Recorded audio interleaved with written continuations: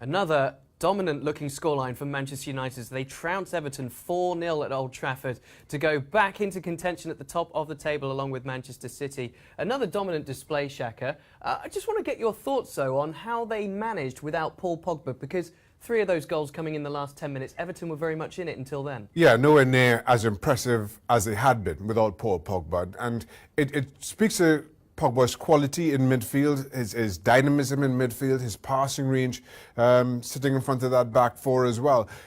And how much of a spark sitting in front of that back four he is. Fellaini comes in, does a good job, as you know he always does, but Manchester United just didn't have that same invincible look that we become used to. And I think the scoreline flattered them somewhat. They get off to the perfect start with the goal from Valencia, and given what we've seen from Everton over recent weeks, you fear the worst. Everton tried to shoot themselves in the foot early on, keen with that square ball that maybe United should have done better with. But if you're Everton and you go into Old Trafford and you're looking for a silver lining, you look at how many big saves you brought out of David De Gea, because there were opportunities there for Everton to draw themselves a level, if not get themselves into the lead.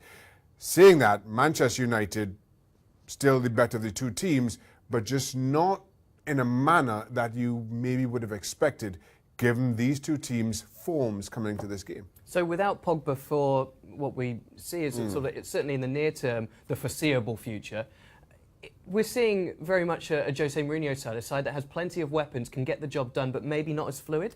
Not as fluid. And again, Paul Pogba is an outstanding talent, and you take Paul Pogba out of that team, out of any team, you are going to have to adjust, and there will be certain deficiencies. You will be a lesser team because of it. That's just what great players bring to teams, regardless. But they get the job done.